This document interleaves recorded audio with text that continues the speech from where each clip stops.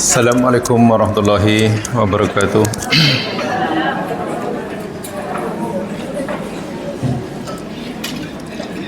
Alhamdulillah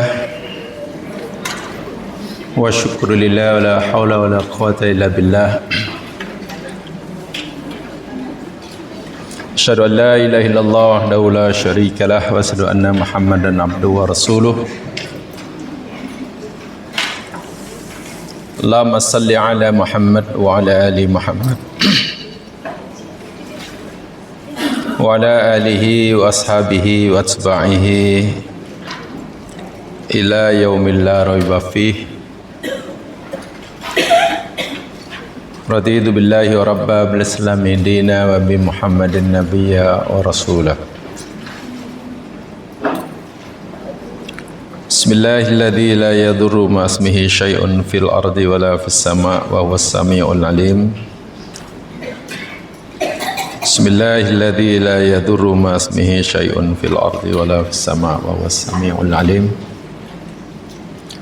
Bismillahilladzi la yadurru ma ismihi syai'un fil ardi wa la fis sama' wa huwas sami'ul alim. Allahumma allimna wa anfa'una wa anfa'na ma 'allamtana wa rzuqna ilman walhamdulillahi ala kulli hal. Allahumma faqihna fid din wa 'allimna ta'wil wa zid ilman ya alim ya Rahman ya Rahim. Amin ya rabbal alamin.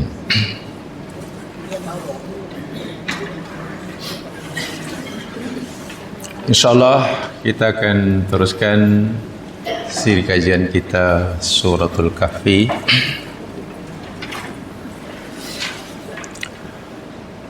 Minggu lepas kita telah pelajari Asraru tartibil ayah, rahasia susunan ayat 2, 3 dan 4. Di situ disebutkan tentang indar dan tabsyir, nidharah dan bisyarah, peringatan, ancaman diikuti dengan berita gembira, dan seterusnya ditutup dengan ancaman dan peringatan semula. Rahasia di sebaliknya telah kita pelajari minggu lepas.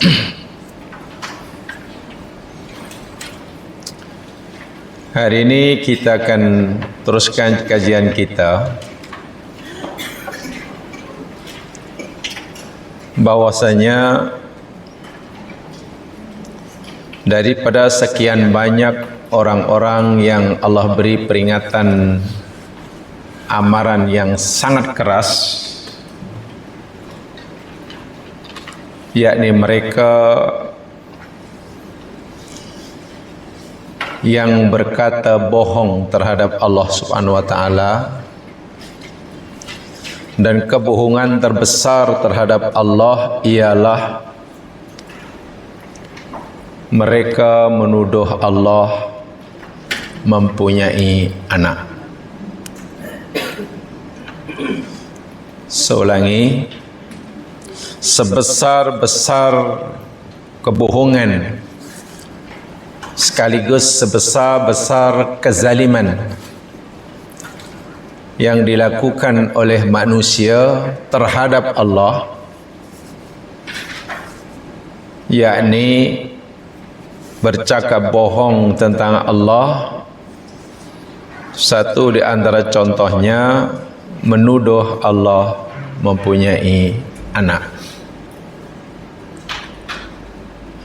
Secara ringkas saya boleh menyampaikan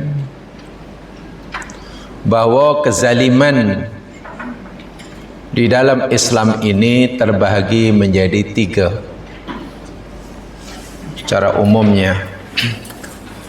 Ini ringkasan, ini khulasahnya. Az-zulmu, kezaliman, ini ada 3.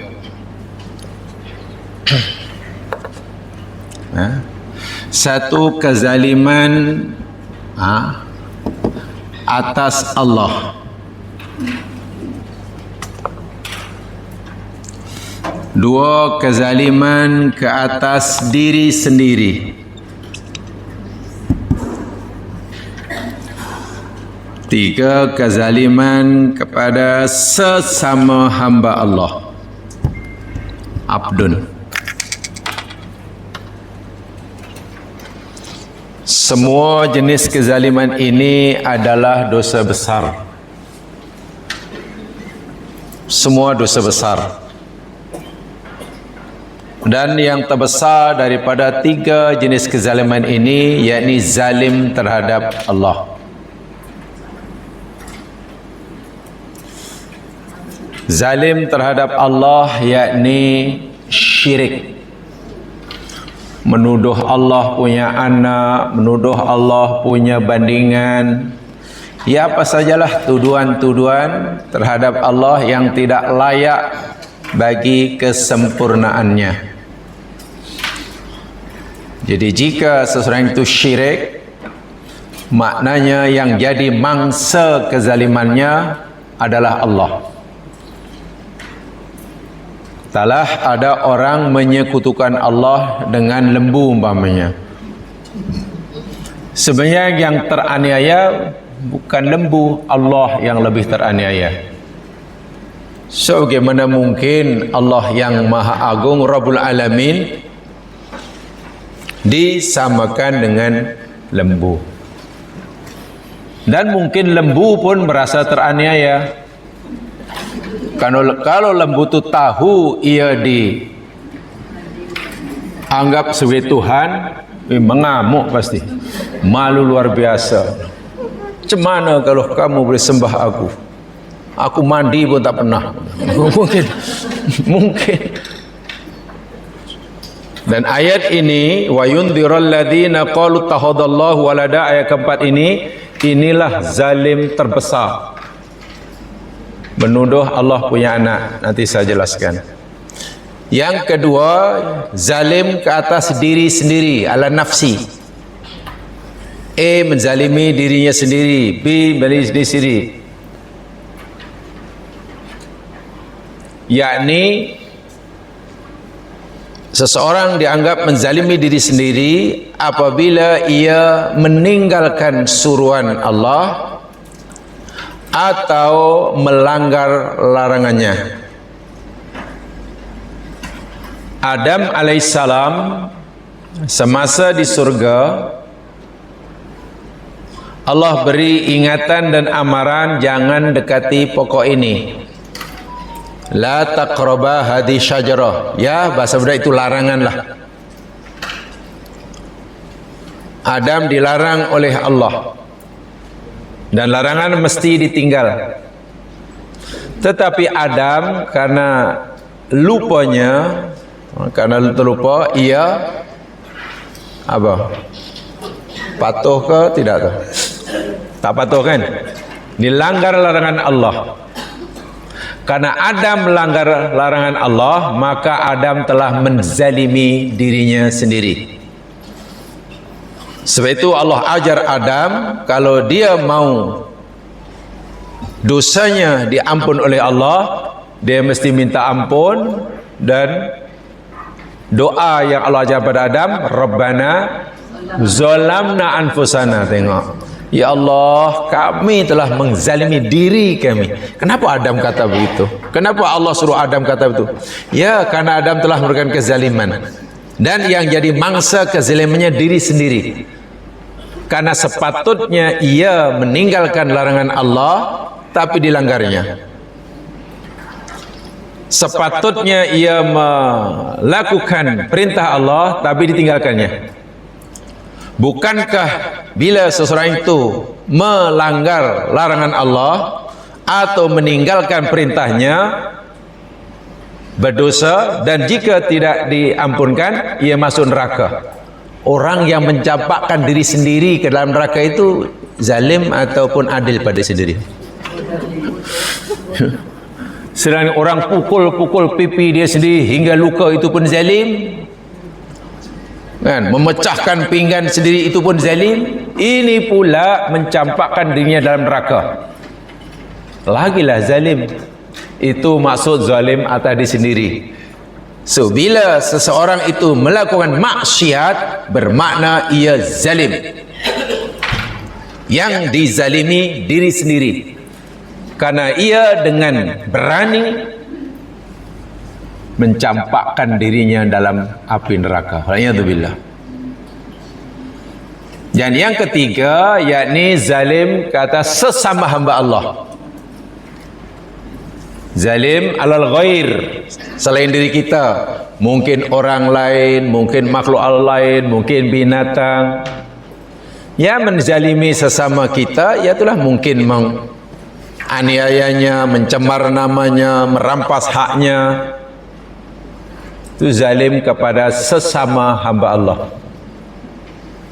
Dalam hadis sahih, ada seseorang dimasukkan dalam neraka kelak oleh kerana ia mengurung seekor kucing hingga mati, tidak diberi kebebasan untuk kucing itu cari makan sendiri.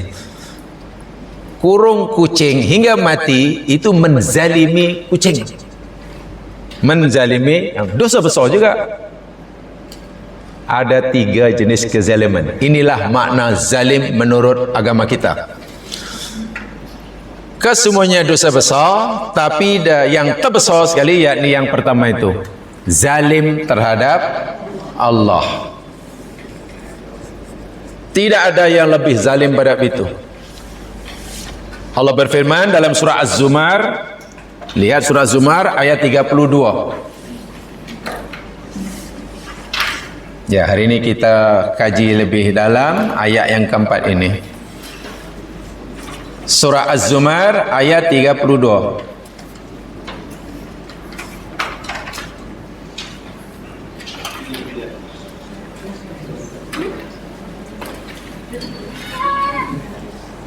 Surah 40 kurang 1.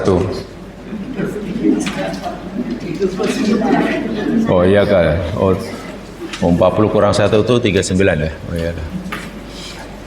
A'udzu billahi minasyaitonir rajim. Faman azlamu mimman kadzaba 'ala Allah wa kadzdzaba bis-sidq idh ja'ahu alaysa fi jahannama mathwan lil kafirin. Allah bertanya, faman, maka siapakah, azlamu, yang lebih zalim, mimman kadzaba 'ala Allah, daripada orang yang berdusta, berbohong atas Allah. Maknanya orang yang paling zalim adalah orang yang berdusta pada Allah. Sebab Allah kata, siapa yang lebih zalim daripada orang yang berbohong atas nama Allah? Ya tak ada lah yang paling zalim. Wa kadzdzaba bisidqi, dan ia telah banyak mendustakan kebenaran. Apa saja yang Allah sampaikan, apa yang Nabi sampaikan atas perintah Allah, dia tidak mempercayainya. Al-haqqu min rabbik, kebenaran itu datang daripada Tuhanmu. Mendustakan kebenaran itulah kezaliman yang besar. Allah kata A, dia kata tak, B katanya. Allah kata merah, oh tidak, hijau. Irja'ah, ketika kebenaran itu datang kepadanya. Lainlah, sebab tidak mungkin orang mendustakan kebenaran jika orang itu belum mengetahui kebenaran. Jadi orang ini telah disampaikan kepada kebenaran, telah diberitahukan ini benar, lalu dia menolaknya. Itu zalim. Allah ancam orang ini, alaisa fi jahannama mathwal lil kafirin, bukankah, tidakkah di dalam jahanam itu ada satu tempat tinggal yang paling layak bagi orang-orang kafir. Itu paling zalim. Nah, ayat ini ya mas sekalian, wa'idalladzina qalu takhadallahu walada, dalam konteks ayat ini yakni karena ditujukan pada mereka yang menuduh Allah punya anak. Pada zaman turunnya Al-Quran, paling tidak ada 3 kumpulan manusia yang menuduh Allah punya anak. Paling tidak ada 3 yang direkam oleh Al-Quran. Yang pertamanya yakni Yahudi.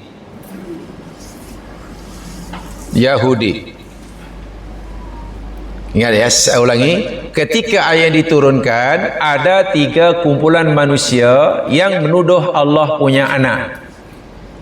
Pertama yakni al-Yahudu. Kita panggil bahasa namanya Yahudi. Sebab kalau Arab sebenarnya dimarfukkan Yahudu. Kalau ada ilah Yahudi lah. Kalau maf'ul bih Yahuda lah. Tapi kita ni dah terlanjur majrur je. Yahudi. Tak ada Yahudu, tak ada. Sehingga kalau kita kata orang Yahudu, mungkin punya pelik. Wah, itu marfu' majrur mansub. Contoh macam Allahu, Allaha, Allahi. Al-Kitabu, Al-Kitabi, Al-Kitaba. Ya, karena kita sudah sebati dengan di Yahudi, ya Yahudi lah. Sehingga rasanya pelik jika orang kata orang-orang Yahudu tak pernah dengar pun, ya tak apalah. Ya. Tapi kalau belajar lebih, insya-Allah tak terkejut. Pertama orang Yahudi, itu dinyata oleh Allah di dalam surah At-Taubah ayat 30. Dan surah Taubah ayat 30 ini menyebut 2 golongan yang menuduh Allah punya anak. Satu al-Yahudu, kedua an-Nasara. Bahasa Melayunya, pertama Yahudi, kedua Nasrani. Kalau Nasrani kurang familiar, ya orang Kristian lah. So 2 ini, 1 dan 2 Allah sebutkan dalam surah At-Taubah ayat 30. A'udzu billahi minasyaitonir rajim. Nanti kita cuba kaitkan ya, kenapa Nabi memberitahu kita siapa yang ingin melakkan diri pada Dajjal, baca awal surah Kahfi, akhir surah Kahfi. Ada apa di situ? Lalu apa kaitannya? Sedangkan kalimat Dajjal itu sendiri dalam Al-Quran tidak pernah disebut. Bukalah 30 juzuk, kita cari-cari mana kalimat Ad-Dajjal, tak jumpa, kan memang tidak ada. Dajjal itu ada dalam hadis Nabi, dalam Quran tidak ada. Kalau termasuk dalam surah Kahfi pun tidak ada. Yang ada dalam surah Kahfi Ya'juj dan Ma'juj. Baik, ayat 30, a'udzubillahi minasyaitonir rajim, wa qalatil yahud Uzair ibnullah. Yahudi berkata, Yahudi berkeyakinan, Yahudi menuduh, berkata Uzair itu anak kepada Allah. Tengok, bukankah ini termasuk orang yang Allah sebutkan dalam ayat keempat ini? Allah beri pernyataan keras kepada orang-orang yang berkata Allah punya anak. Siapa dia? Pertama Yahudi. Karena mereka tuduh Allah punya anak namanya Uzair. Karena dianggap punya kelebihan berbanding nabi-nabi yang lain. Tapi mereka tak panggil Uzair ya. Orang Yahudi sekarang panggil siapa kayaknya? Uzair panggil apa kayaknya? Kalau Yahudi Izra.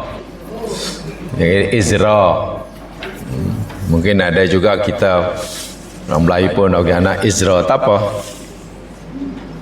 Ini nama Nabiullah yang pernah dimatikan oleh Allah selama 100 tahun. Bukan tidur, mati. lalu dibangkitkan semula. Itu kisahnya ada dalam Al-Quran. Kedua, wa qalatin nasara al-masih ibnullah, dan berkatalah Nasrani menuduh Allah punya anak, nama dia Al-Masih ibnullah, Masih anak kepada Allah, masih merujuk pada Isa ibnu Maryam. Ingat, dalam Al-Quran kalimat Al-Masih itu hanya dirujuk, disandarkan, dinisbahkan kepada Isa ibnu Maryam, Al-Masih ibnu Maryam. Tidak ada Al-Masih Ibrahim, tak ada. Al-Masih Musa, tak ada. Dia hanya dibanding kepada Nabi Isa saja. Lalu kenapa tiba-tiba dalam hadis ada Al-Masihud Dajjal? Ingat, Al-Masih Isa ibn Maryam ada dalam Quran.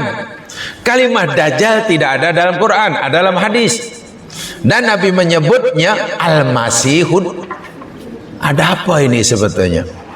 Kemudian Nabi beritahu kita, siapa yang ingin selamat daripada fitnah Dajjal, baca ayat pertama dan ayat terakhir surah Al-Kahfi. Cari baca punya, tak jumpa pun kalimat Dajjal.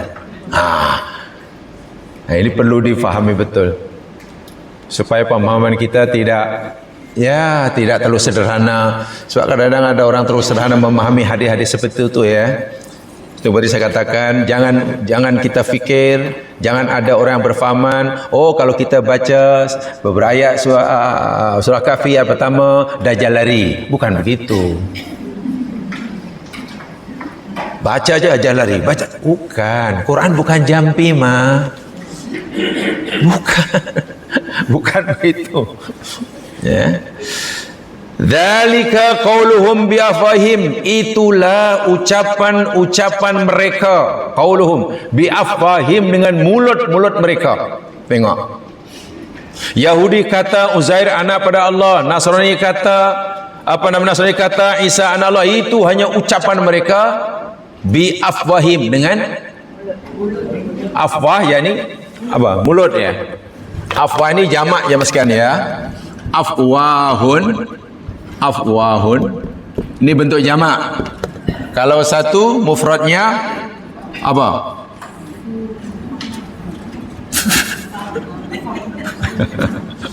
Fu boleh, atau fahun. Fu kan ini isim 5. Yang belajar nahwu tahulah itu al-asmaul khamsah.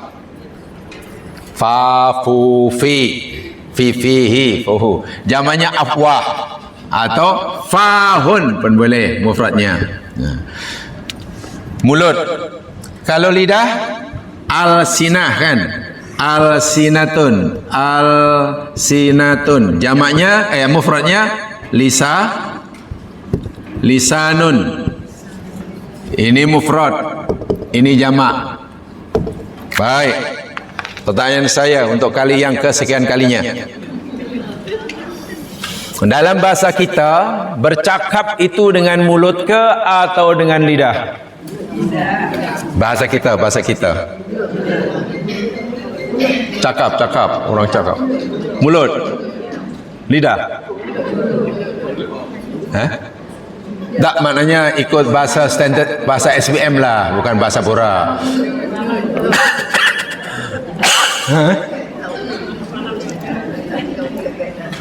Mulut dia. Yalah, mungkin mulut lah sebab sedap mulut cakap. Itu mana mulut lah tu. Tak ada kan? Sedap kau lidah cakap. Tapi ada juga, memanglah lidah tidak bertulang. Ya pula ya. Tak apalah, itu bahasa Melayu, itu pekerjaan jamaah sekalian, fikir sendiri. Saya nak mengajar bahasa Qurannya. Dalam Al-Quran ini, bila Allah bercakap,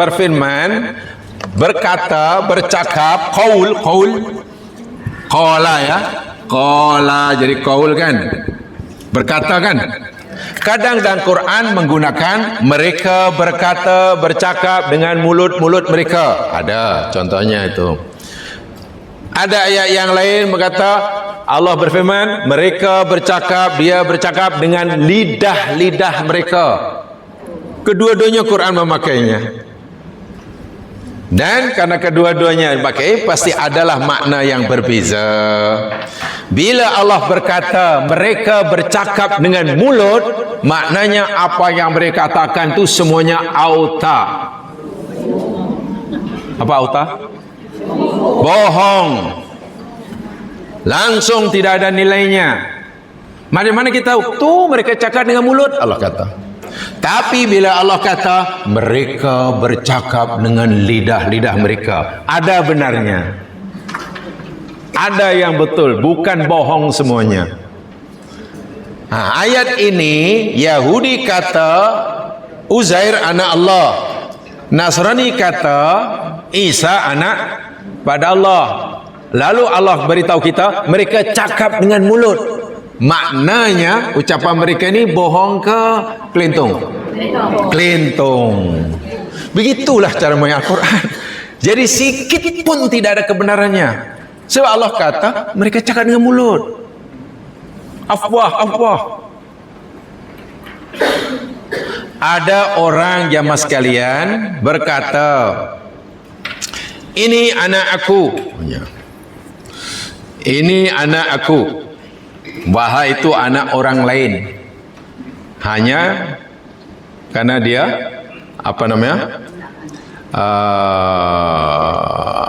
angkat menjadi anak dia, dipanggil anak apa ya? Anak angkat. Ya, anak angkat. Ini siapa? Ini anak saya. Tengok ben saya. Bennya ben saya. Dan orang pun percaya itu ben saya. Sedangkan anak itu kata anak angkat. Pertanyaan saya, ucapan orang yang mengatakan ini anak saya, tengok bennya, tengok IC-nya, itu ucapan bohong ke ucapan tak betul? Akhirnya orang itu cakap dengan mulut atau dengan lidah? Mulut 100%. Artinya bohong 100%. Lihat Al-Quran. Supaya yakin kena tahu dalilnya. Surah Al-Ahzab, surah 33. Surah 33 ayat yang keempat. Surah 33 ayat keempat.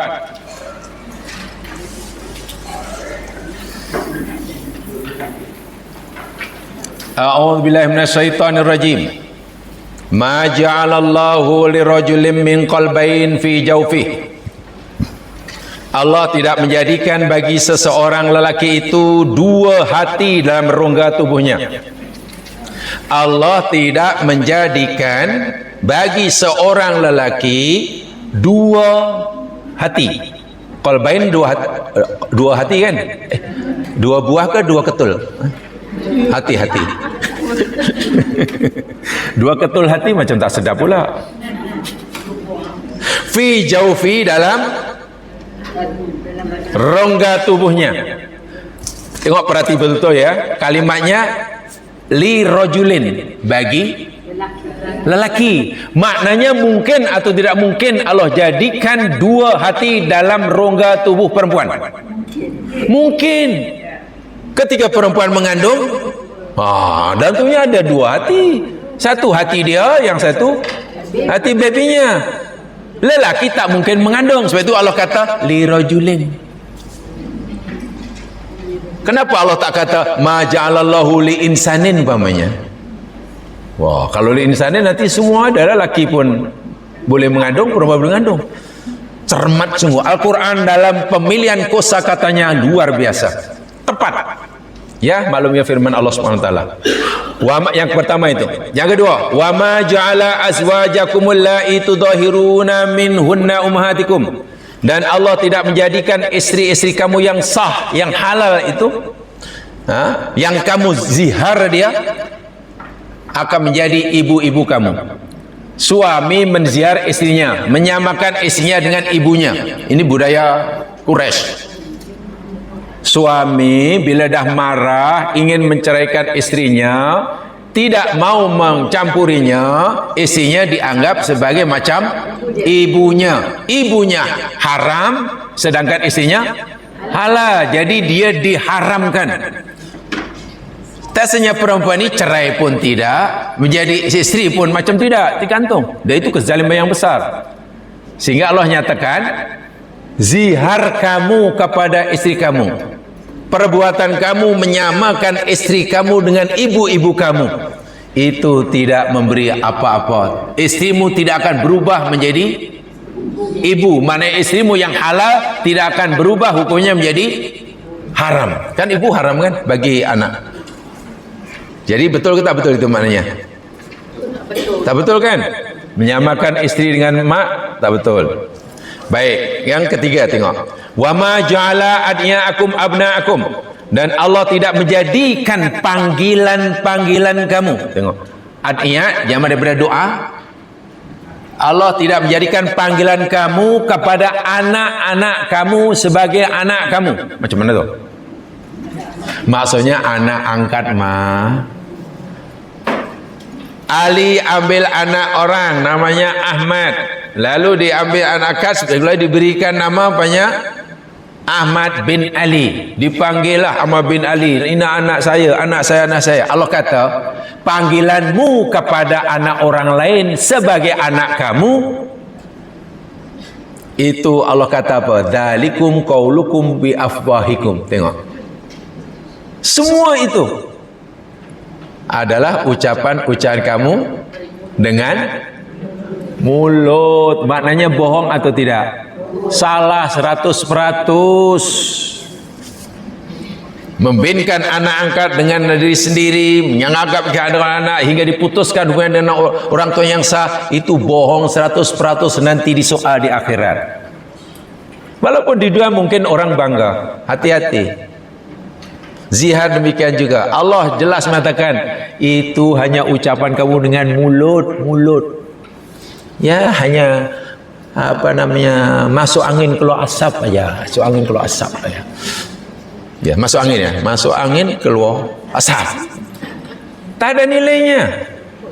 Itu kalau Allah gunakan afwah.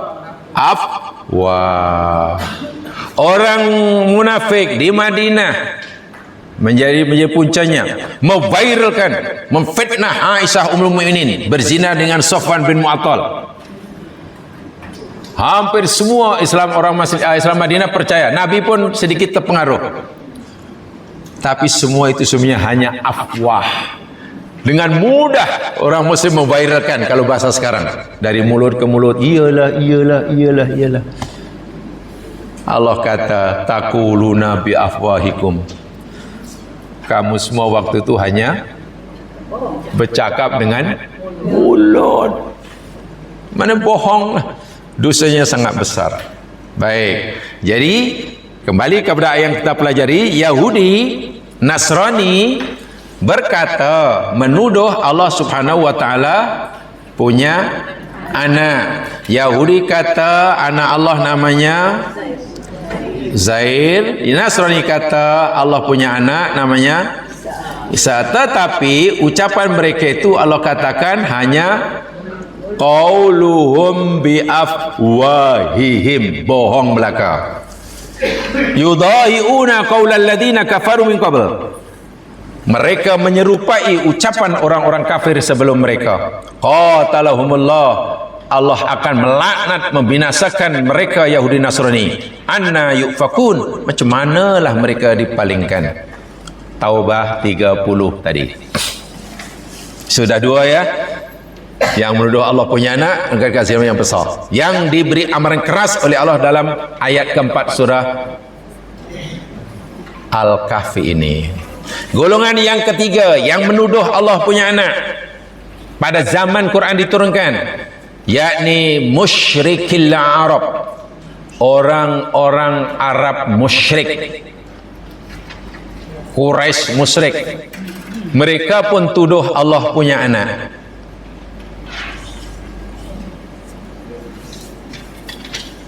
Lihat firman Allah Subhanahu wa taala surah As-Saffat ayat 158.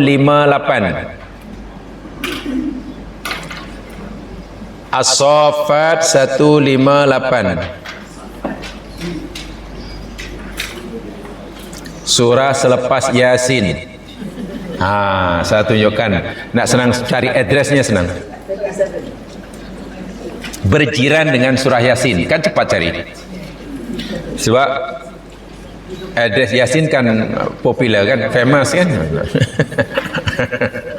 Selepasnya. Ayat 158.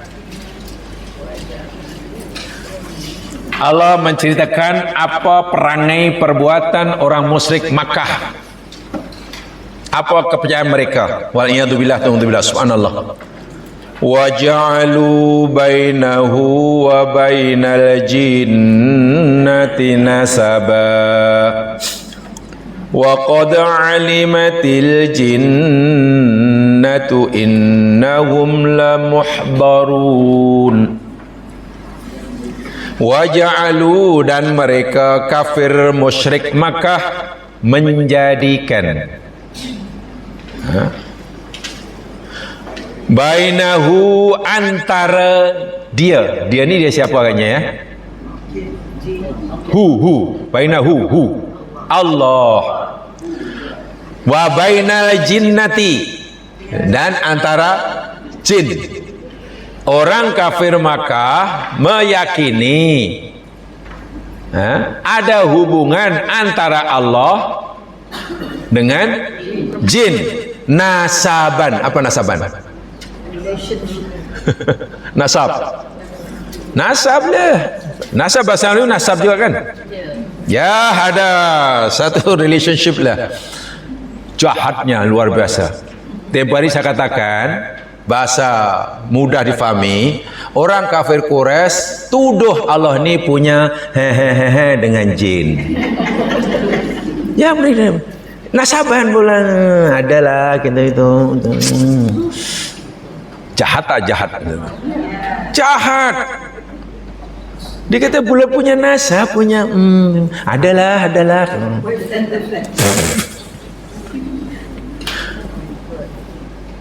Wa qala qad alimatil jinnah, dan demi sesungguhnya jin pun, semua jin tahu, semua jin tahu, innahum lamuhdharun, sesungguhnya semua itu mereka akan dihadirkan di hadapan Allah, akan disoal oleh Allah, dipertanggungjawabkan oleh Allah.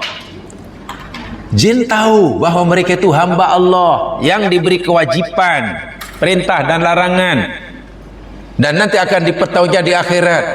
Tiba-tiba si kafir Quraisy tuduh, dia kata Allah dan jin ada.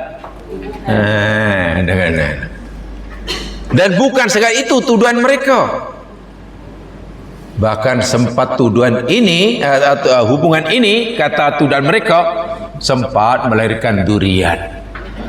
Tengok, subhanallah ya? Dan itu dirakam oleh Allah dalam surah An-Nahl ayat 57. Coba lihat surah An-Nahl 57, surah lebah.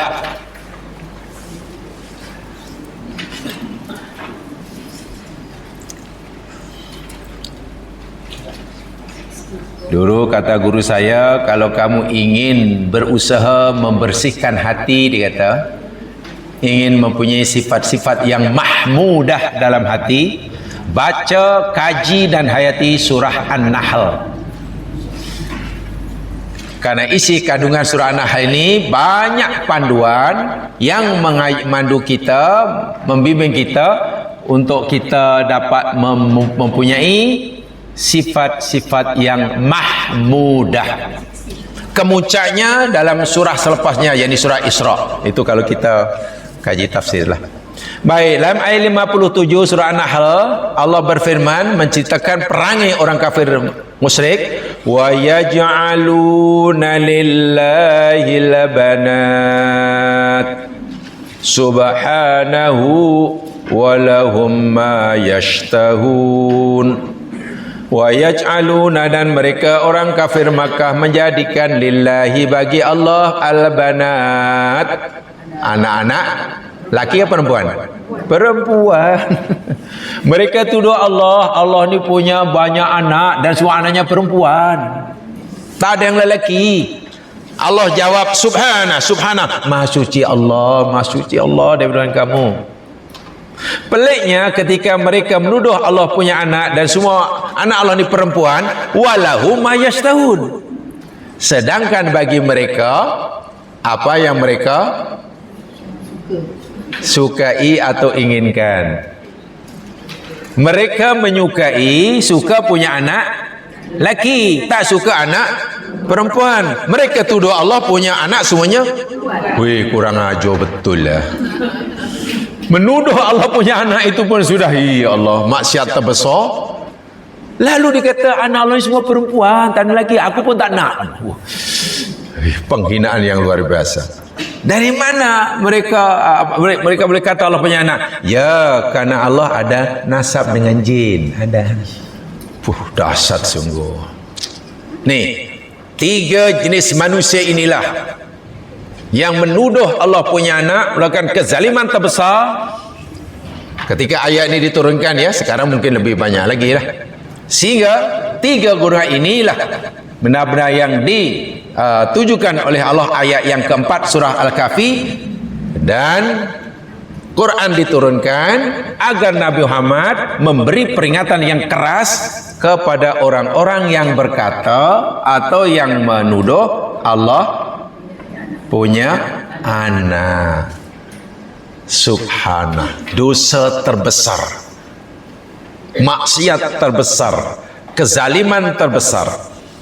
Baik, kalau kita nak tahu seberapa besar kesan maksiat syirik kepada Allah, menuduh Allah punya anak, menyekutukan Allah, kesan madaratnya lebih dahsyat daripada bom yang dijatuhkan di Hiroshima dan Nagasaki. Ya, bom yang dijatuhkan oleh Amerika dahulu hanya menghancurkan 2 bandar di Jepun, Hiroshima, Nagasaki, kan, tahun 45 Perang Dunia Kedua. Ya, saya yakin jamaah belum lahir. Waktu saya sudah masuk dari 6 tu. Itu saya ingat.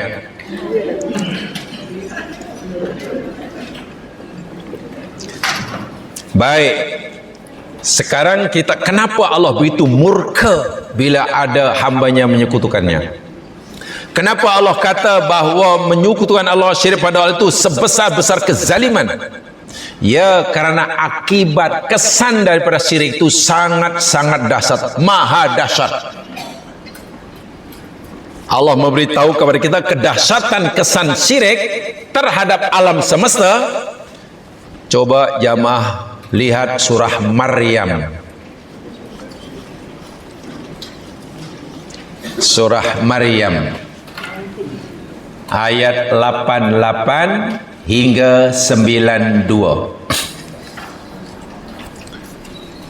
Surah Maryam ayat 88 hingga 92.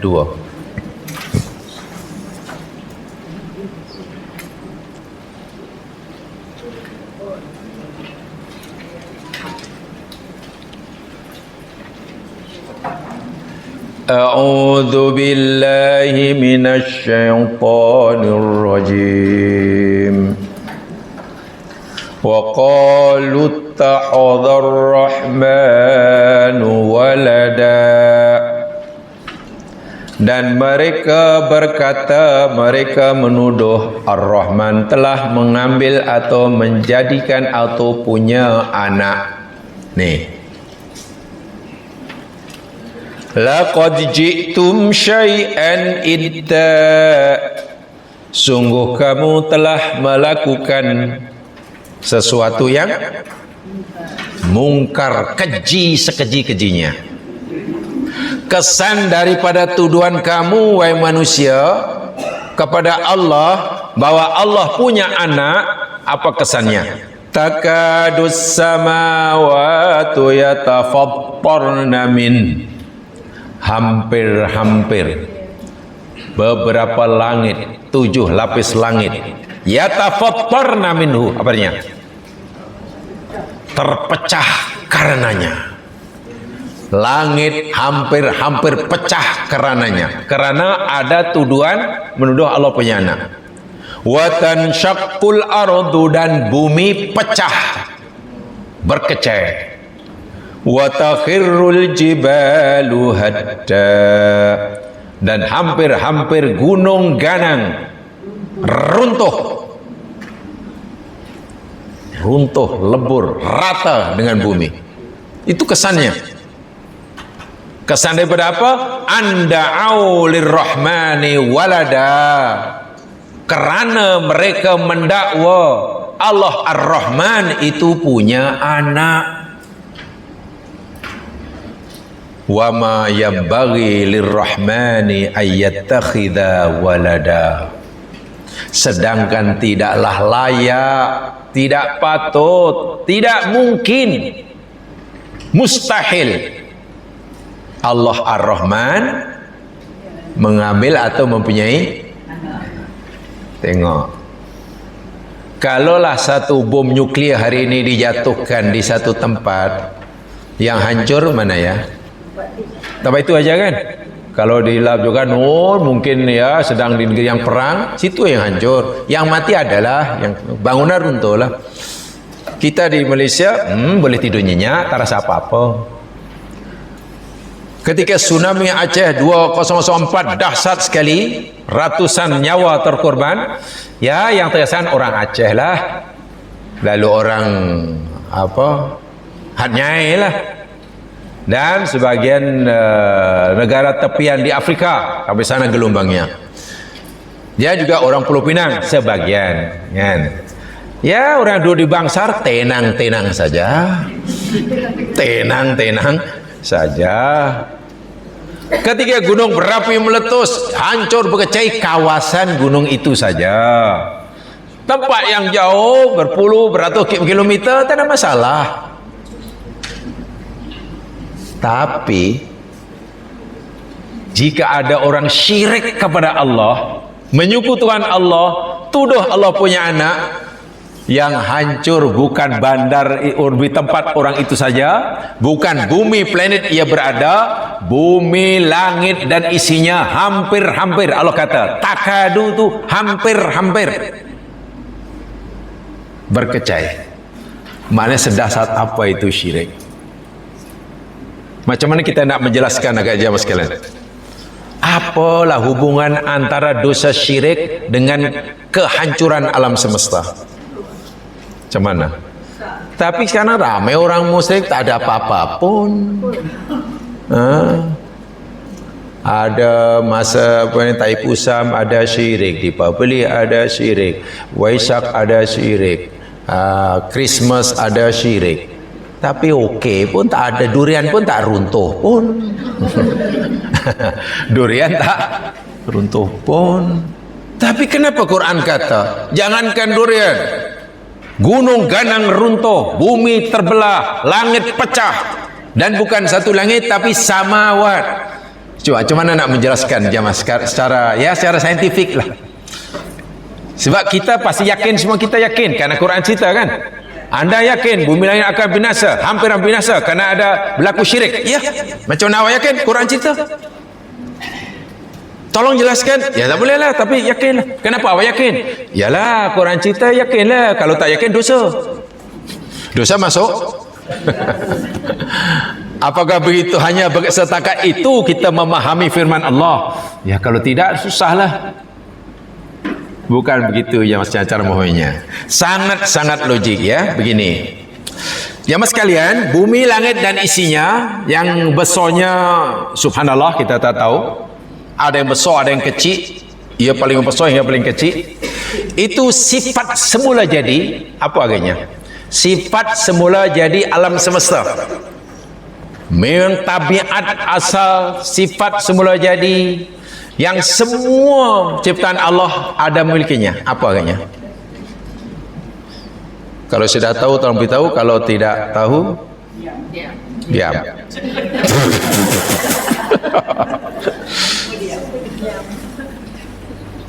Kalaulah saya kata umpamanya ini bumi, langit dan isinya lah, mulai daripada as-samawat ya, wal ar kan, dan isinya lah, macam-macam lah, mulai daripada matahari hinggalah umpamanya durian, rambutan, badak sumbu, badak cacing, kuman, virus, covid, apa lagi. Begitulah maksud saya. Tiap bulan kan semua ciptaan Allah kan, semua ciptaan Allah. Ya mudah kata selain Allah gitulah. Sifat semula jadi yang Allah lekatkan pada semua ciptaan ini, yakni tauhid. Apa makna tauhid? Mengesahkan Allah. Mana dalilnya? Lihat Al-Quran. Ya, karena kita sudah berazam belajar Al-Quran, jadi rujukan Al-Quran ya. Tak payah tanya orang lain. Jangan tanya ustaz, tanyalah Quran. Pasti betul. Jadi kalau lain kali ditanya mana dalilnya, jangan cakap ustaz cakap, tak betul. Quran cakap. Oleh itu kena tahu Qurannya. Macam mana abang boleh kata tu? Yalah, ada kata, sahabat kata, depa kata, tak depa itu siapa? Agama boleh depa kata, mana boleh. Lihat Al-Quran surah Al-Isra ayat 44, ini dalilnya. Sifat semula jadi alam semesta, mulai pada yang paling besar hingga paling kecil, hinggalah virus yang paling ala, halus sekali lah. Tauhid, mengesahkan Allah. Al-Isra 44. Ompak.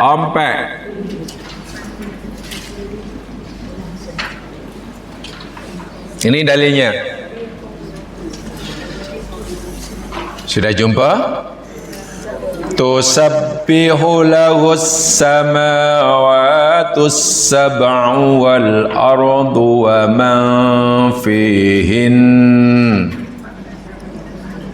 Tusabbihu sentiasa menyucikan, bertasbih. Lahu bagi Allah. Siapa yang sentiasa bertasbih tak henti-henti? As-samawatus sab'u. Apa tu? 7 lapis langit. Wal ardu, dan bumi. Apakah langit dan bumi saja yang bertasbih pada Allah? Tidak. Wa man fihinna, dan siapa yang ada di dalamnya, langit dan bumi. Di bumi kita tahulah manusia, di langit mungkin malaikat lah.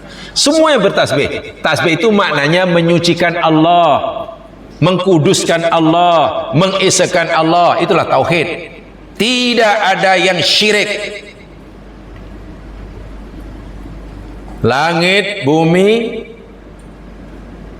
tidak ada yang musyrik, tidak ada yang munafik. Munafik. Kalau baru amateur munafik, kalau dah profesional munafik. Kalau pakai P itu dah profesional lah.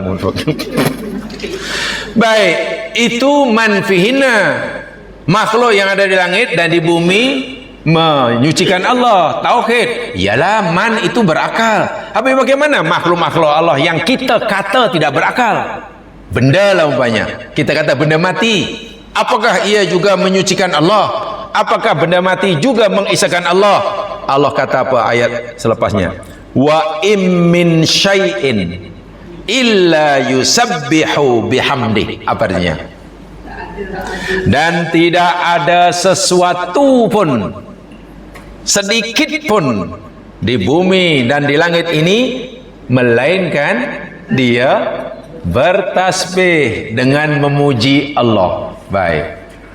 Tidak ada benda yang ada di langit dan di bumi yang kita kata benda mati, pasir ke, pokok ke, batu ke, cacing lagi lah, cacing hidup kan. Semuanya Allah kata bertasbih dan memuji Allah. Maknanya tidak ada yang munafik. Tanya cacing. Cacing ni semuanya muwahhid. Patuh semua. Ya, kerana memang Allah cipta mereka patuh, tak ada pilihan. Mereka patuh bukan pilihan mereka, tapi mereka patuh kerana memang dicipta oleh Allah untuk patuh semata. Sebab itu kepatuhan mereka ini tidak diberi ganjaran, sehingga tidak ada cacing masuk surga ramai-ramai, tak ada. Rimau sejahat manapun tidak akan masuk neraka, karena rimau memang sudah disetkan, diprogramkan oleh Allah seperti itu. Musayyar dalam bahasa akidahnya, tidak mukhayyar. Tidak diberi pilihan, tapi telah macam robot lah. Ya, macam AI lah, yang konon tu AI ke apa tu. Dah macam tu lah. Tak reti. Kalau robot dicipta katalah untuk masak aja lah. Tak reti nak jaga orang sakit. Masak aja. Tak reti. Selagi belum masih ada bateri, masak aja.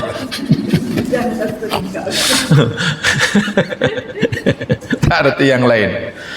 Walakin la tafqahuna tasbihahum, tetapi kamu tidak dapat memahami tasbih mereka. Allah kata bumi, langit dan isinya, termasuk benda-benda yang kamu kata mati, semuanya bertasbih pada aku, memuji aku, mengisahkan aku. Hanya saja kamu tak dapat memahami tasbih mereka. Kita tak dapat memahami tasbih mereka bukan bermakna mereka tak tasbih. Itu karena kita tak faham, karena kita tak tahu. Jangan hanya karena kita tak tahu lalu kita berkesimpulan benda itu tidak ada. Wah, itu tidak betul itu. Karena tidak semua yang ada kita tahu. Sebab itu kalau kita tak tahu, jangan kata pasti tak ada. Itu cara pikir yang paling apa ya? Ya, yang paling lah. Ini ayat dia. Bumi, langit dan isinya semuanya bertauhid. Okey, tasbih, tahmid itu tauhid lah. Memuji Allah, tak ada yang syirik. Itu sifat semula jana. Sebab itulah bumi dan langit sangat harmoni kehidupannya. Macam mana bumi berpusing pada paksinya, Allah tetapkan.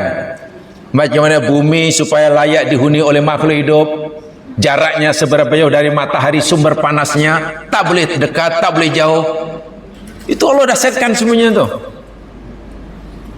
Kan, seberapa pantas pergerakannya, seberapa luas keluasan lautnya, berapa tebal udara yang menerima oksigennya, berapa persen kandungan oksigen yang perlu ada.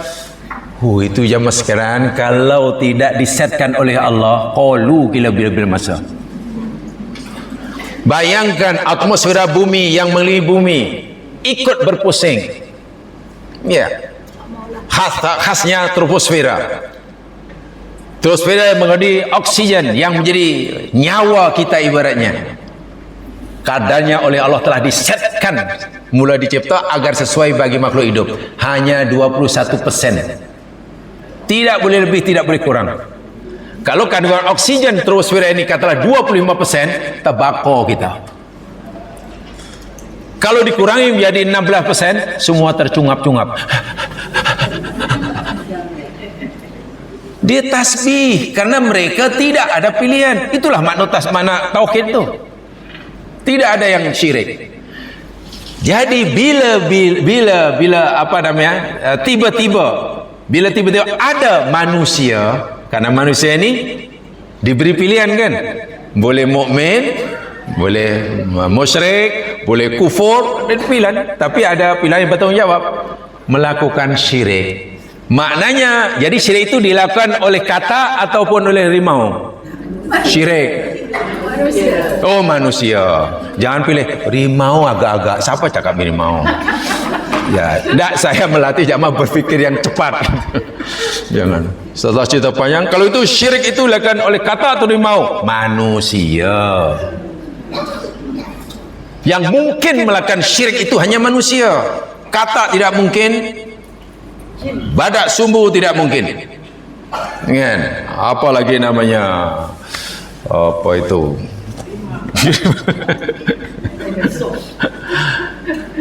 Jadi bila syirik itu berlaku dan dia dilakukan manusia, agak-agak bercanggah, berlawanan, melawan atau tidak dengan sifat semula jadi alam semesta. Bercanggah. Sifat semula jadi alam semesta apa? Tauhid. Bila ada syirik dilakukan di bumi, agaknya menyalahi sifat semula jadi alam semesta atau tidak? Selari atau tidak? Selari atau tidak? Tidak selari. Mana Nah, yang pecanggahan inilah yang menyebabkan keharmonian alam semesta. Saya nak bagi satu contoh. Katakanlah yang tiba-tiba tidak mengisahkan Allah itu, katalah bumi aja. Langit yang sangat luas ini, galaksi yang berbilion ini, tiba-tiba ada bumi kecil aja. Tiba-tiba dia tidak mau tauhid. Tah macam mana, malas lah. Malah aku pusing. Satu hari kena 24 jam sekali pusingan. Laju sangat, pening aku. Ini kena bergerak 1666 km 1 jam. Sana. Malas, penat, tak apalah. Untuk hari besok saya nak pusing dengan kelajuan 100 km sejam aja. Sehingga satu hari satu malam bukan 24 jam tapi 250 jam. Tiba-tiba bumi malas. Mana bumi sudah syirik, tidak lagi mengisahkan. Katakanlah berlaku sejam saja. Apa yang berlaku jemaah sekalian? Apa yang berlaku? Pertama, jika bumi katalah berpusing terlalu perlahan, tidak 24 jam sekali pusingan untuk mencukupkan menukar hari siang jadi malam, tidak dengan kelajuan 1666 km sejam, tapi perlahan, sehingga satu hari bukan 24 jam tapi satu hari katakanlah 50 jam. Seronok tak seronok? Seronok. Akhirnya tidur je kata orang. Ya, yang tidur, yang belum pencen nanya aku, kerja dah setengah mati tak balik-balik, matahari tak terbenam. Bukan sekat itu kesannya jemaah sekalian, kita semua qalu. Kenapa qalu?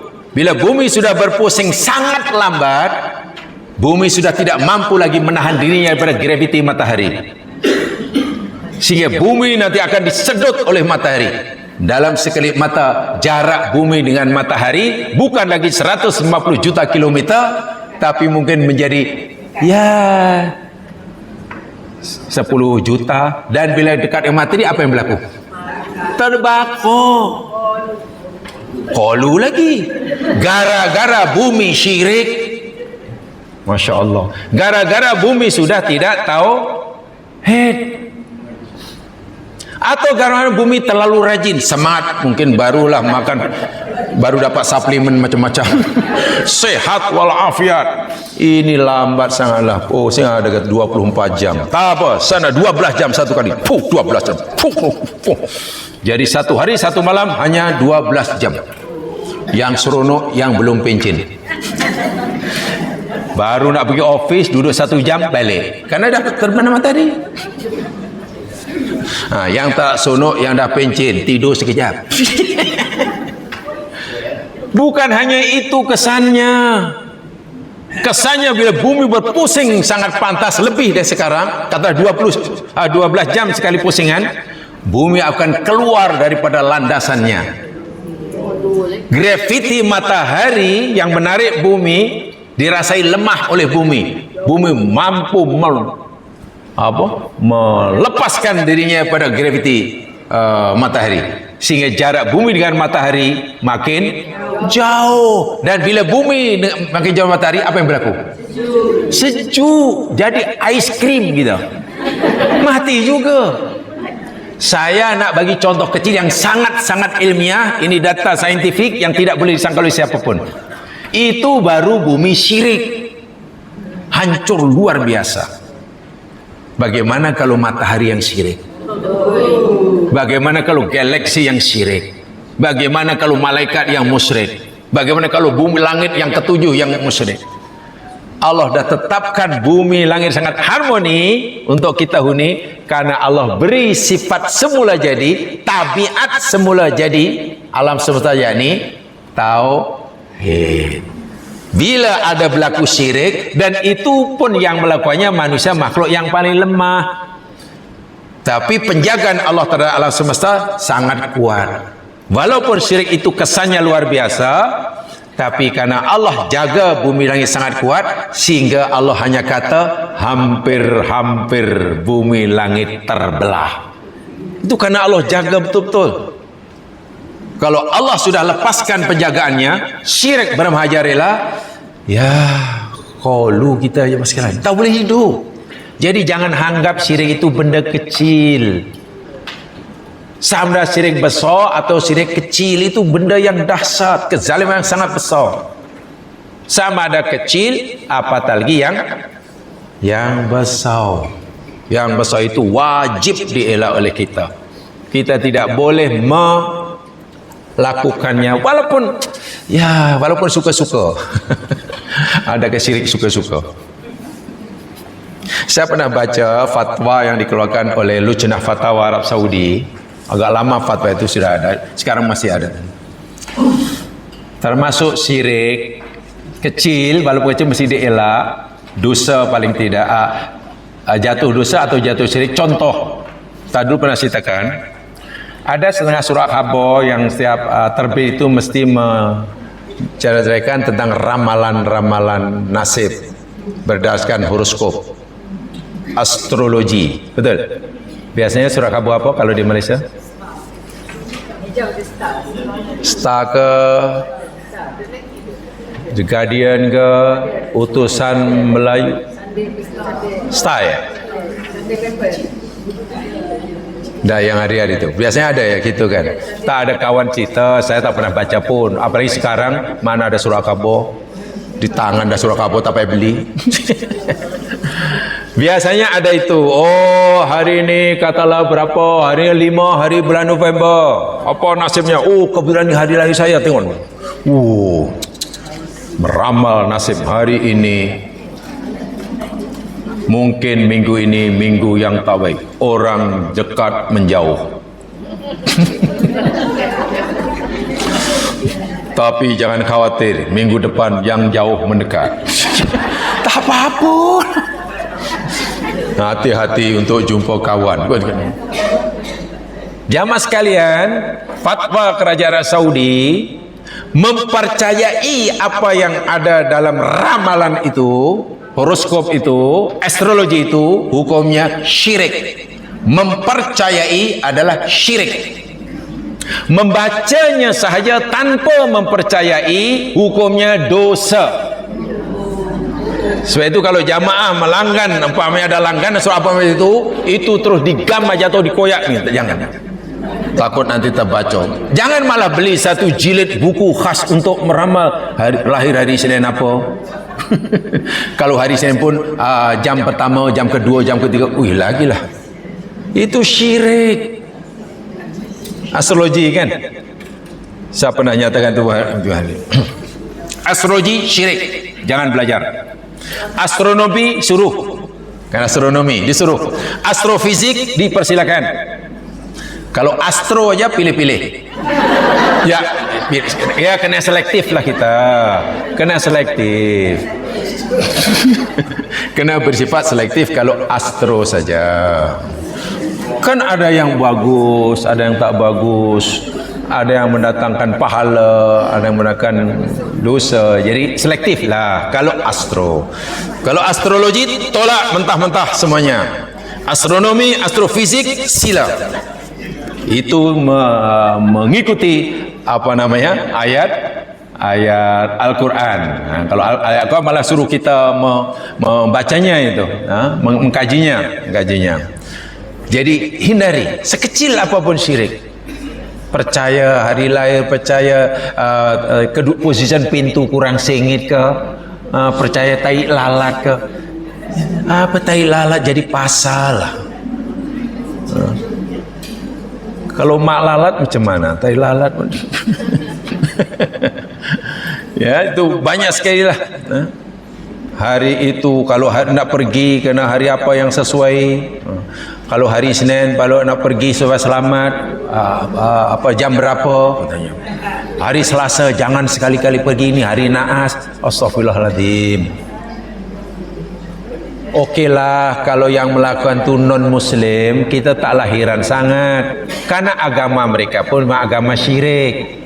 Tapi kalau orang muslim agamanya tauhid, keimanannya tauhid, tapi pengamalannya bercanggah dengan itu yang sayangnya. Ingat ya, kalau orang musyrik ya mas kalian melakukan syirik, kata orang muslim syirik, berapa kezaliman yang dilakukan? Orang yang melakukan syirik itu dosa paling besar kan, paling besar. Berapa jenis kezaliman yang dilakukan oleh orang yang syirik? Baik, kalau orang tidak solat katalah, Allah suruh solat tak solat, berapa kezaliman yang dilakukan? Satu, siapa yang dizalimi? Diri sendiri. Sekarang kalau orang itu musyrik, melakukan syirik kepada Allah, berapa jenis kezaliman yang dia buat? 4 atau 5? 1, 2, 3, 4. Masa masih berjalan. 4, 5.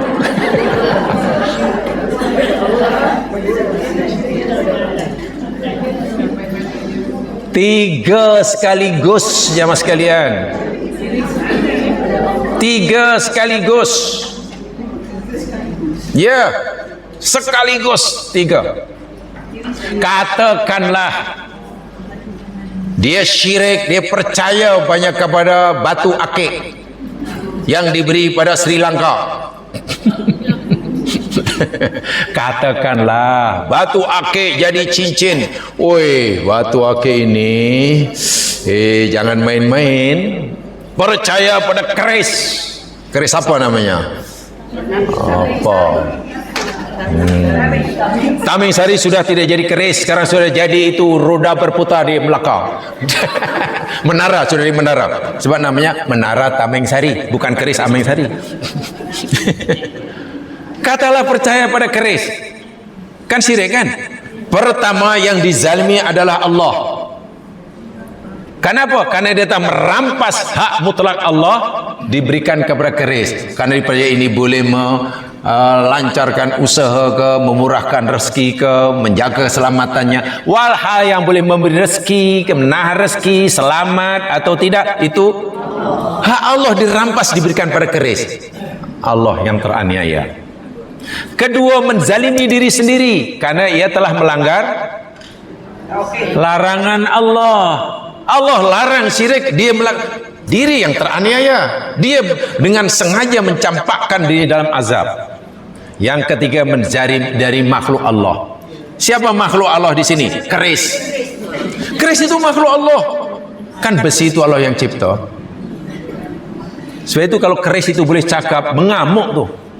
Pasal apa aku, kau sembah aku ni bukan siapa-siapa. Takut pada Allah, disamakan dirinya dengan Allah Subhanahu wa taala. Sebagaimana takutnya lembu bila dia tahu disembah. Ya. Jadi bayangkan, syirik bukan benda yang Allahu Akbar. Berat. Dan yang paling besar sekali yakni tadi syirik kepada Allah, menuduh Allah punya anak atau bercakap bohong tentang Allah, kepada Allah Subhanahu wa taala. Ada beberapa jenis jamaah sekalian, berdusta pada Allah atau zalim kepada Allah. Ada beberapa jenisnya. Yang pertamanya, yakni ini tadi yang kita pelajari ini. Menuduh Allah punya anak atau meyakini adanya Tuhan selain Allah. Yalah, kalau mereka tuduh Allah punya anak namanya Isa dan mereka sembah Isa, itu memang dah syirik besar lah tu. Itu paling besar tu, paling besar. Quran menjelaskan panjang lebar. Yang keduanya, zalim pada Allah yakni at-takzib bil Qur'anil azim. Ingat di dalam ayat yang kita pelajari tadi, surah Az-Zumar ayat 32 tadi, yakni mendustakan kebenaran. Kebenaran yang datang dari Allah dia dustakan. Jadi jenis kezaliman yang kedua yakni mendustakan Al-Quran, firman Allah, mendustakan kerasulan Nabi Muhammad SAW, tidak mempercayai Al-Quran, tidak mengimani kerasulan Nabi Muhammad SAW. Itu adalah kezaliman yang sangat besar, sangat besar. Nanti rujuk sendiri Al-An'am 20 dan 21. Bagaimana yang pertama tadi, syirik pada Allah sangat besar sekali, kezaliman paling besar. Lihat surah An-Nisa ayat 48. Ancaman Allah kepada pelaku syirik, kepada mereka yang menuduh Allah punya anak. Kesannya kepada alam semesta, hampir-hampir alam semesta hancur lebur. Kesan buruknya kepada si pelakunya diancam oleh Allah dalam surah An-Nisa ayat 48.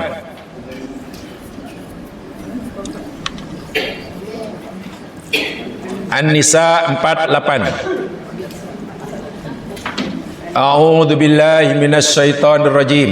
Macam mana ayatnya? Innallaha la yaghfiru an yushraka bih wa yaghfiru ma duna dzalika liman yasha wa man yushrik billahi faqad iftara itsman 'azima. Innallaha, sesungguhnya Allah, la yaghfiru, dia tidak mengampunkan, ayyusyraka bih, bila ia disekutukan dengannya. Dosa syirik Allah tak ampunkan. Wa yaghfiru ma duna dzalik, dan ia Allah akan mengampunkan dosa selain itu, liman yasha, bagi siapa yang dia kehendaki. Nah, ini amaran yang sangat keras. Amaran pertama, dosa syirik tak akan diampun. Amaran kedua, wa may yusyrik billahi faqad iftara itsman 'azima, dan siapa saja yang syirik pada Allah, sungguh, Masya Allah, sungguh, taukid itu, iftara, telah mengada-adakan benda yang tak ada tapi diadakan, itu namanya iftara. Kalau mengadakan benda dari tabara tiada menjadi ada, itu khalaqa. Khalaqa itu mengadakan sesuatu dari tiada kepada ada sehingga wujud. Tapi kalau mengadakan sesuatu yang tak sepatutnya ada, itu bukan mengadakan namanya, tapi mengada-adakan. Beza ya, mengadakan dengan mengada-ada. Sama ke serupa? Lain. Kalau mengada-ada itu maknanya apa tu? Awak ni mengada-ngada lah. Nah, iftara itu bahasa Melayunya, bahasa Melayu bebas, mengada-ada. Dan yang diada-ada itu pula bukan benda kecil, itsman 'azima. Dosa yang agung pula dijadikan permainan. Sedangkan mengada-ngada pada benda kecil itu pun tak baik. Dalam ayat lain menyatakan, siapa yang syirik pada Allah, Allah haramkan atasnya surga. Dasar. Yang kedua tadi, kezaliman terbesar, yakni berdusta, mendustakan Al-Quran dan mendustakan kenabian, kerasulan Nabi Muhammad sallallahu alaihi wasallam. Al-An'am ayat 20. Al-An'am ayat 20.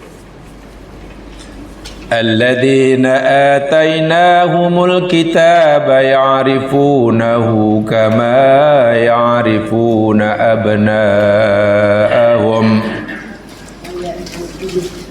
alladzina khasiru anfusahum fahum la yu'minun.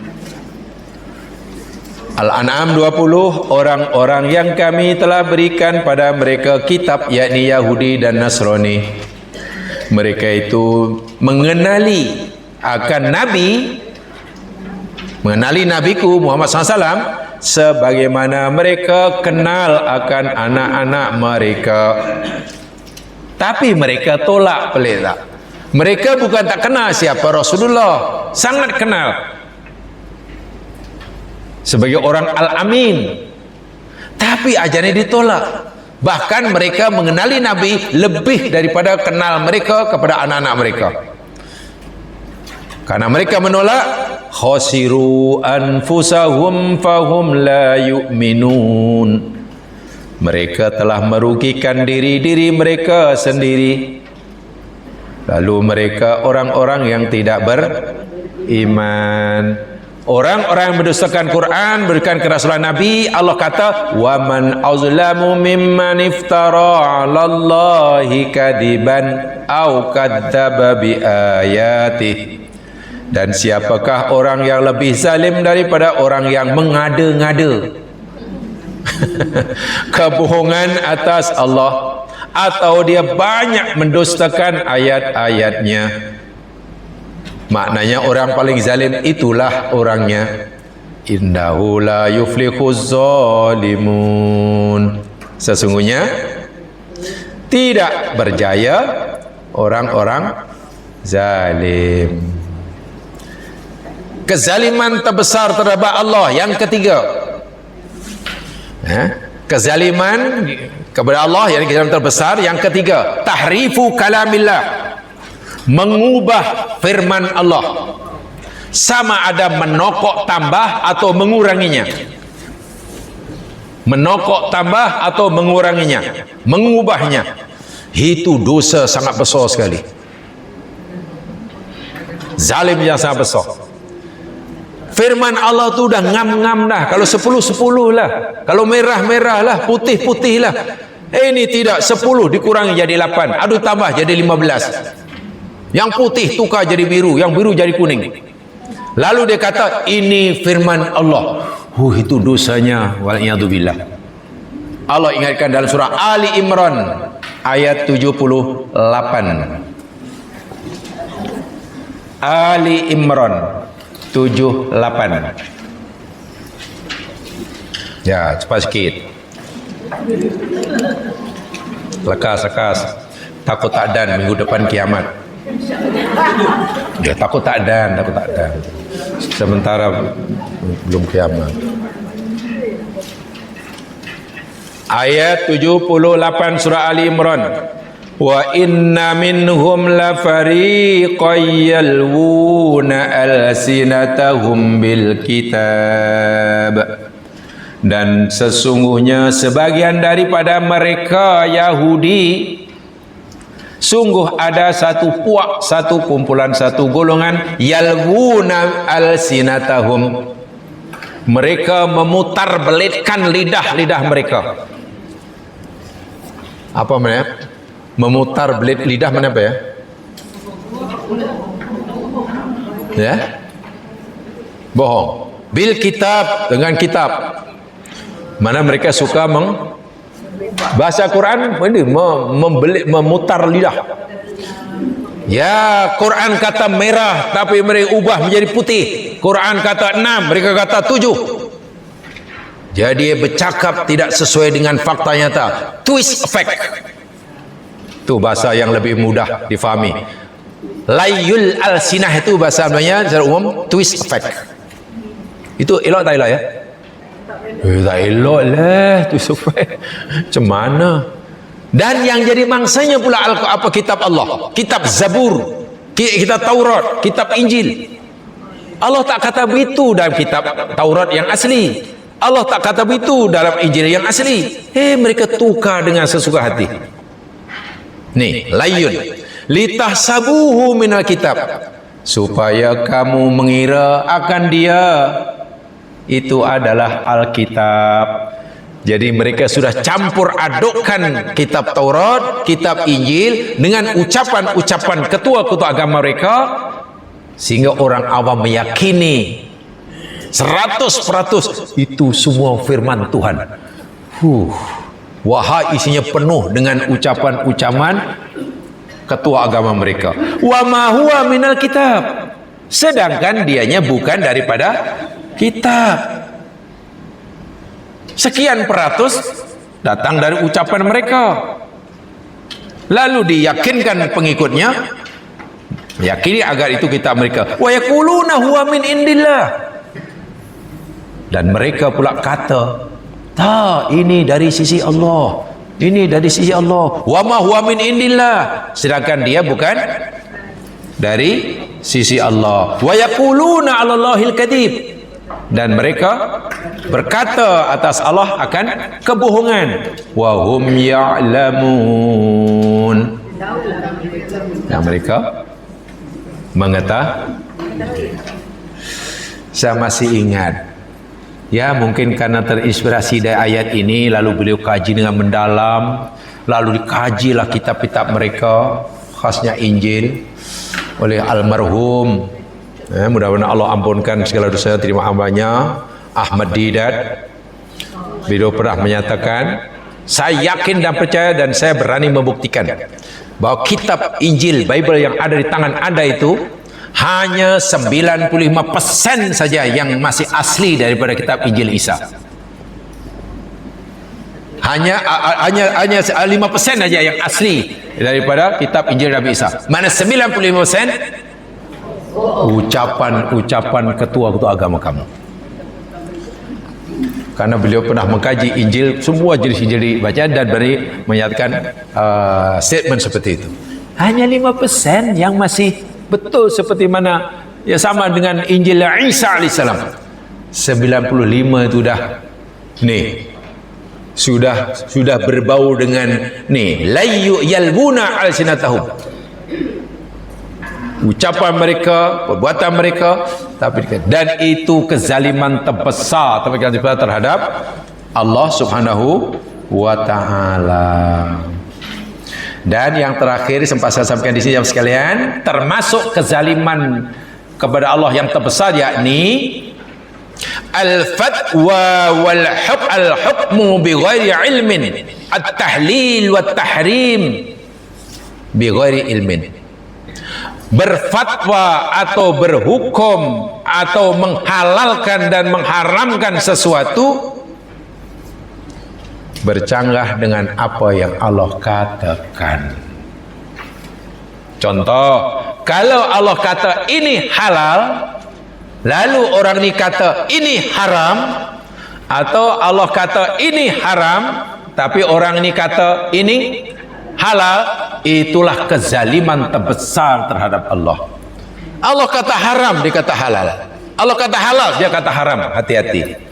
Sebab apa? At-tahlil wa tahrim haqqun lillahi wahdah. Menghalalkan sesuatu atau mengharamkan sesuatu itu hak mutlak Allah Subhanahu wa taala. Yang ada hak untuk menghalalkan sesuatu atau mengharamkan hanya Allah. Kita tak ada hak. Sebab itu kalau kita hendak mengharamkan ini haram, wajib kita mendatangkan apa dalilnya. Itulah. Jangan sampai kita mengharamkan, ternyata Allah menghalalkan. Atau kita menghalalkan tapi ternyata Allah. Dan itu jawab boleh rujuk dalam surah Al-Maidah ayat 103 contohnya. Ini dilaku oleh kafir Quraisy. Sudah meluas waktu itu.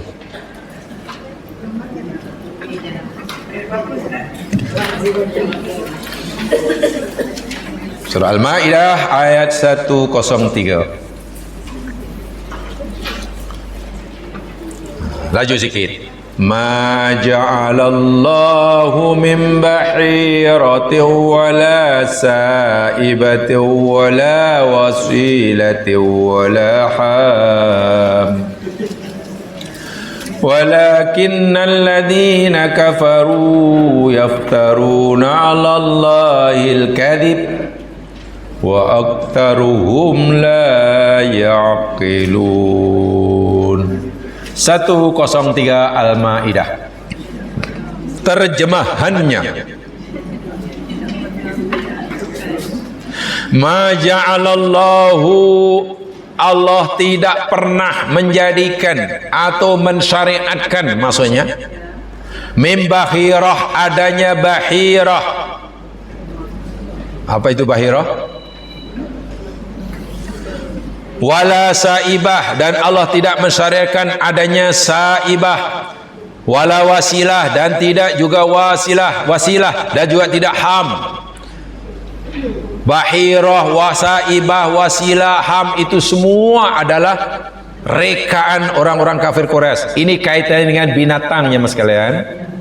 Kaitannya binatang, unta atau kambing, apa nih?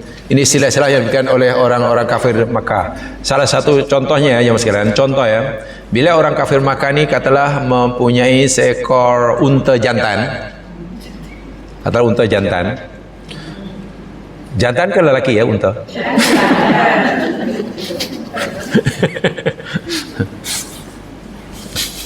Unta jantan. Dan unta jantan tentulah salah satu tugasnya yakni membuntingkan unta betina. Kan mesti kan? Kalau tidak, macam mana? Tak akan ada anak lah. Jadi tuan punya ini kena ingat. Oh, unta jantan aku ni sudah sekali membuntingkan. 1 kali, ada rekod 1, 2 kali, 3 kali, sekali. Nanti bila unta jantannya itu sudah berjaya membuntingkan 10 kali unta betina, unta jantan itu diharamkan bagi dirinya. Dia tak boleh lagi memilikinya, tak boleh lagi membawakan. Dia mesti dilepaskan bebas. Sebabnya karena itu kata dia sudah milik Tuhan. Biar dia hidup bebas dan biar mati bila tiba masanya. Sudah tidak boleh lagi dipelihara, dimanfaatkannya, Itu perangai orang kafir Makkah. Bila mereka punya seekor unta betina sedang bunting betul ya, bukan mengandung ya, bunting aja lah. Mereka sudah melakukan hukum fatwa, bagi tahu kepada semua ahli keluarganya, wahai anak-anakku, ni unta ayah ni sedang bunting ni, nak bagi tahu kamu semua. Jika unta nanti ini beranak dan anaknya hidup, maka kamu tidak boleh makan. Kalau ayah sembelih nanti kamu tak boleh makan. Tak boleh. Nih, khas anak perempuan ni, tak boleh. Tapi bila unta yang putih ini beranak dan anaknya mati, lahir aja mati, dimasak, perempuan boleh makan. Sebab bagi orang kafir Makkah, unta itu disembelih ke mati sendirinya ke, ia tetap halal dagingnya. Alasannya apa? Alasannya Muhammad, Tuhan kamu ni pelik katanya. Unta yang kita sembelih kamu kata halal, boleh makan. Wahai itu kita yang menyembelih. Tu unta yang Allah, yang Tuhan kamu kata mematikan, malah haram pula. Kan Tuhan kamu sendiri yang mematikannya. Jadi bagi mereka bangkai itu halal. Sebab itu kalaulah baby unta itu, anak unta itu ketika diberanakan sudah mati dan dimasak sedap-sedap, anak perempuan boleh makan sama Hukum mereka ni pelik. Jadi kemana bawa inilah apa namanya ni, buku 99 lah, 999 lah. Kad kredit dulu kan 999 dia. Apa? 555. 555. Sudah pertama kali, sudah 2 kali, sudah 3 kali. Dan ini beranak berapa kali? Sekian. Allah tegur, aku tak buat syariat macam itulah. Mana kalau sebelah macam ini jadi halal, ini haram, ini mana itu? Dosa besar itu.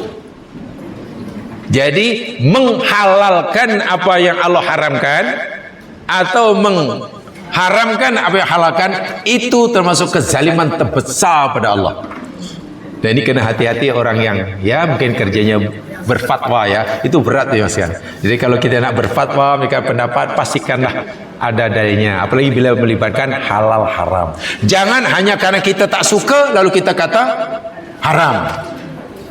Tapi kalau kita suka kita kata halal. Wah, itu kalau bukan itu melibatkan keluarga lain haram. Kalau yang melibatkan keluarga sendiri halal. Itu dosanya besar ya Mas sekalian. Sangat besar, pertanyaan sangat besar. Inilah orang-orang yang diberi peringatan keras dalam ayat keempat ini. Nah, itu maksudnya. Saya tak sempat menyangkan lalu apa hubungan ayat-ayat pertama dari surah Al-Kahf ini dengan Dajjal yang Nabi katakan tu kan? Yang dikata ada hubungan dengan ayat ini khasnya. Ada. Dan boleh dikaji insyaallah nanti. Itu saja, mudah-mudahan diberkati. Subhanakallahumma bihamdika asyhadu an la ilaha illa anta astaghfiruka wa atubu ilaik. A'udzu billahi minasyaitonir rajim. Wal 'ashr innal insana fi khusr illa alladziina aamanu wa amilus shalihat wa tawassaw bil haqq wa tawassaw. Assalamualaikum warahmatullahi wabarakatuh.